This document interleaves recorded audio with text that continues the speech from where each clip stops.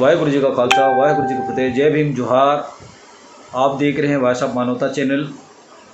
Bharatiya Janata party के 7 साल होने के बाद इस कोरोना की महामारी पर उनके द्वारा पूरे भारतवर्ष में अपनी उपलब्धियां गिना रहे हैं और जश्न मना रहे हैं।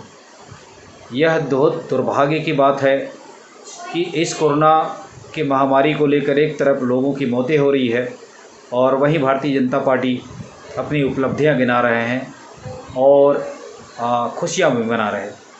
इससे बड़ा दुर्भाग्य क्या हो सकता है? इसकी प्रतिक्रिया के स्वरूप छत्तीसगढ़ के कांग्रेस कमेटी, वर्तमान सरकार, भूपेश की सरकार, उनके समस्त कार्यकर्ताओं के द्वारा प्रत्येक ब्लॉक स्तर में कांग्रेस कमेटी के कार्यकर्ताओं के द्वारा मीडिया को प्रेस कॉन्फ्रेंस करके उन्होंने उसकी भर्त्सना की है, निंदा की है और इस महामारी के समय में जो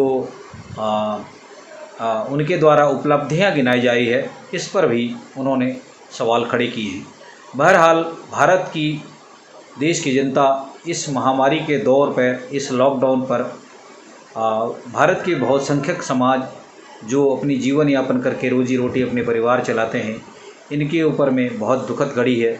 और ऊपर से इस कोरोना की महामारी पे ना जाने कितने हज़ार लाखों परिवार अपने परिजन को खोए हैं। किसी ने अपनी माँ को खोया, किसी ने अपने बेटे को खोया, किसी ने अपने भाई को खोया।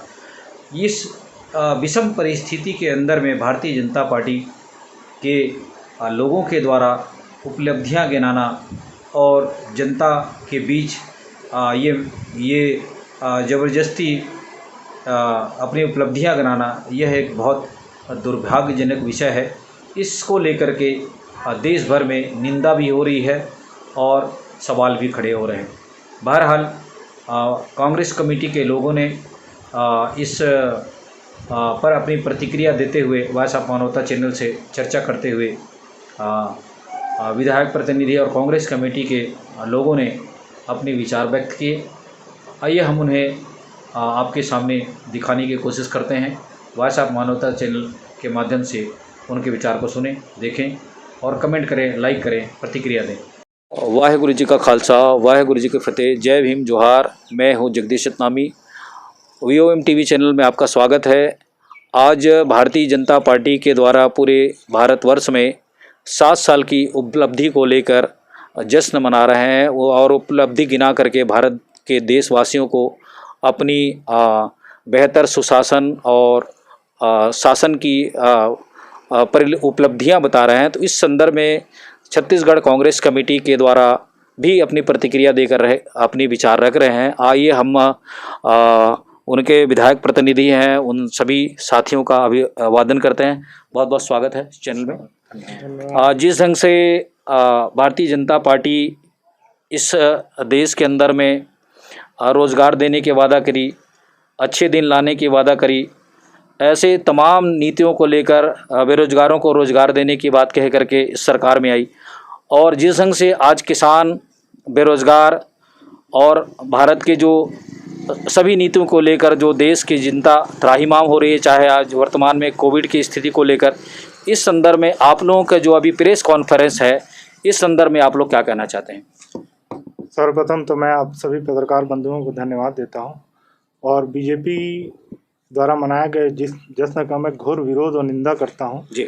जब इस देश कोरोना काल से ग्रस्त है और ये 7 साल का अपना जश्न मना रहे हैं, जबकि हमारे किसान भाई सड़कों पे बैठे हैं, इन निर्लज भाजपा पार्टी को जरा सी शर्म आनी चाहिए कि ऐसी विकट परिस्थिति में ये अपने 7 साल के उपलब्धियों का बखान करने जा रहे हैं, जबकि इस देश में DGP दर भी बहुत नीचे जा चुकी है।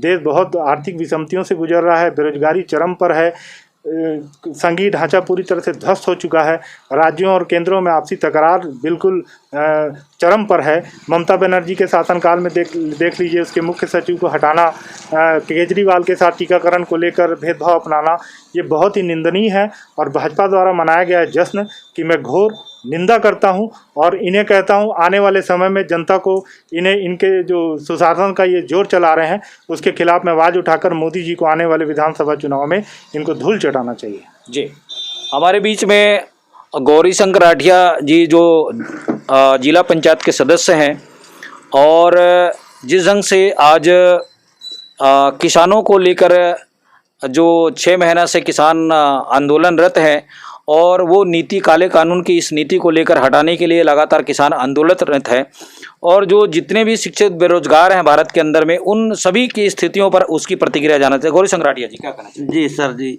मैं आज प्रेस वार्ता के माध्यम से सभी पत्रकार बंधु को नमस्कार और धन्यवाद देता हूं।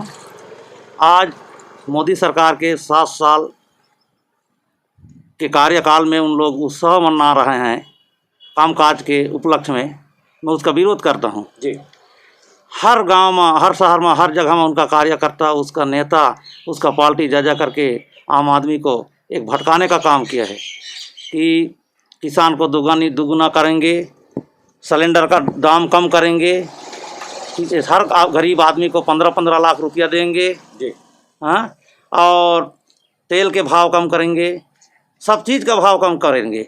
ये कहा करके माने एक ठो धोखा किया है, एक ठो बहुत भारी आम जनता के साथ छल, देश की जनता को धोखा दिया है जी। तो इसलिए हम इसका विरोध करते हैं जी। हमारे बीच में मंदिर जी एक चीज़ बताइए, भाजपा वालों का कहना है कि जो छत्तीसगढ़ में टीकाकरण का जो कोरोना के टीकाकरण में जो विलम्ब हो रहा है या नहीं लगवा रहे हैं, उसके पीछे स्वास्थ्य मंत्री टीएस बाबा का मतलब जो बयान आया था कि हम ये टीका नहीं लगाएंगे, क्या ये है? नहीं, ये सरासर निराधार बातें हैं। और जहाँ तक केंद्र और राज्य के टीकाकरण की बात है तो टीकाकरण पर राजनीति तो केंद्र सरकार कर रही है। आज भारत एक संघीय ढांचा के अंतर्गत निर्मित है और केंद्र और राज्य सरकार आपस में तालमेल बनाकर जनता के हित में कार्य करते हैं। आज राज्य सरकार को टीका नहीं मिल पा रहा है, इसकी समस्त जानकारी जवाबदारी केंद्र सरकार की है, क्योंकि केंद्र सरकार विदेशों से टीका की व्यवस्था करवाएगी, ना कि किसी भारत के अंदर रहने वाले किसी राज्य से। आज अगर कोई विदेशी आक्रमण भारत के अंदर करता है तो क्या राज्य अपनी सुरक्षा स्वयं करेगा? ये केंद्र का दायित्व है। अच्छा, ये बताइए, जैसे केंद्र सरकार ने राज्य सरकार को कहा कि आप अपने स्वयं के पैसे से खरीदी करें, और जो स्वास्थ्य का जो बजट है वो मतलब अगर वो स्वास्थ्य के बजट में अगर खरीदी करेंगे तो और स्वास्थ्य के जो ज़रूरी चीज़ हैं, जैसे हॉस्पिटल में उपकरणों की आवश्यकता है, दवाइयों की आवश्यकता है, उसके लिए कहाँ से बजट आएगा? देखिए, अभी सबसे वर्तमान स्थिति में सबसे बड़ी समस्या हमें कोरोना से निपटना है। कोरोना का टीकाकरण जितना ज़्यादा मात्रा में हो सके, आदरणीय भूपेश बघेल जी, आदरणीय टीएस बाबा जी का ये मेन उद्देश्य रहा है कि टीकाकरण जल्द से जल्द हो और इस कोरोना बीमारी से लोगों को निजात मिले। ये समस्या का हल होने के बाद आने वाली समस्याओं को भी राज्य सरकार अपने हिसाब से उसका समाधान निकालेगी। जी, हमारे बीच में कांग्रेस पार्टी के मीडिया प्रभारी भी हैं। मैं मीडिया प्रभारी असलम खान जी से मैं सवाल करना चाहूँगा कि जिस ढंग से भारत की मीडिया को आज मोदी भक्त और गोदी मीडिया के नाम से संबोधित किया जाता है, और क्या भारत के चौथा स्तंभ अपनी इस दायित्व को बखूबी निभा रहा है? आप एक मीडिया के पत्रकार हैं, इस संदर्भ में क्या कहना चाहेंगे? जी, सबसे पहले तो सभी पत्रकार बंधुओं को मैं अभिवादन करता हूं आज इस प्रेस कॉन्फ्रेंस में। आपने सही कहा कि आज जो मीडिया है वो वाकई में गोदी मीडिया हो चुकी है, और ये बात सर्वविदित है कि मीडिया को बोलने की आज़ादी मोदी सरकार के द्वारा छीन ली गई है। ठीक, आज आप देखेंगे कि मीडिया कर्मियों के ऊपर जुल्म हो रहे हैं, मीडिया कर्मियों को सताए जा रहे हैं, मीडिया कर्मियों के ऊपर तरह तरह के अपराध कायम हो रहे हैं, लेकिन ना तो सरकार साथ दे रही इसमें और न ही केंद्र सरकार ने अभी तक इस पर कोई एक्शन लिया है। अभी तक पत्रकार सुरक्षा की बात मोदी सरकार द्वारा की जा रही थी, लेकिन अभी तक, बल्कि हमारे भूपेश सरकार ने पत्रकार सुरक्षा कानून पे अमल करना शुरू कर दिया है, लेकिन केंद्र सरकार के द्वारा अभी तक मीडिया कर्मियों की सुरक्षा की बात नहीं की जा रही। जी, बहुत बहुत शुक्रिया, धन्यवाद। एक बात और बताइए जी, अभी कल 1-2 दिन के बीच में ये जो मीडिया कर्मी हैं उनके साथ साथ अधिवक्ताओं ने भी इस बात को रखा है जी, कि हम लोगों का जो आय का स्रोत है वो कोरोना के कारण समाप्त हो गया है। तो अधिवक्ताओं के लिए भी अपने प्रदेश की सरकार क्या करना चाह रही है? क्या उनके लिए भी कुछ अंतरिम राहत या कुछ ऐसे कोई विचार उनके दिमाग में है?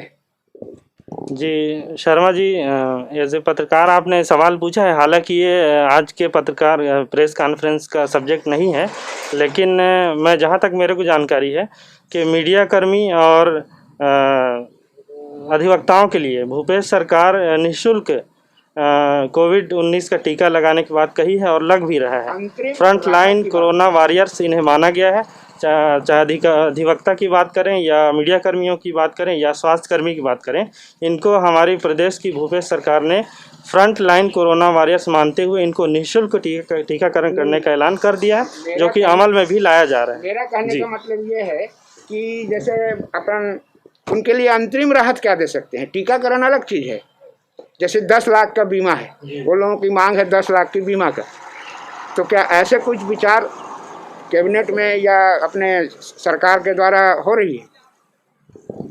जी ज़रूर, इस पे जो हमारे प्रतिनिधि हैं कांग्रेस के, उन्होंने इस पर भी विचार रखा है और लगातार इस विषय पे मांग की जा रही है। लेकिन ये सिर्फ प्रदेश की सरकार का या कांग्रेस की सरकार का दायित्व नहीं है, ये मोदी सरकार, केंद्र की सरकार का भी पूरा दायित्व है कि वो अपने मीडिया कर्मियों की और अधिवक्ताओं की सुरक्षा के लिए, उनके भविष्य निधि के लिए बीमा प्लान है, इंश्योरेंस है, वो सारे चीज़ उनको लाने चाहिए।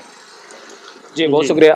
ये थे आज प्रदेश व्यापी कांग्रेस कमेटी के द्वारा जिला स्तर, ब्लॉक स्तर जो भारतीय जनता पार्टी के उपलब्धियों को गिना रहे सब्जेक्ट पर अपनी प्रेस विज्ञप्ति के माध्यम से कांग्रेस कमेटी के हमारे मनदीप सिंह विधायक प्रतिनिधि मनदीप सिंह कोमल जी, जिला पंचायत के सदस्य गौरी सिंह राठिया जी और मीडिया प्रभारी असलम खान जी, इन लोगों ने अपनी प्रतिक्रिया प्रदेश व्यापी कांग्रेस कमेटी के द्वारा जो निर्णय लिया गया था उस संदर्भ में आज मीडिया को प्रेस कॉन्फ्रेंस के माध्यम से अपनी विचार व्यक्त किए।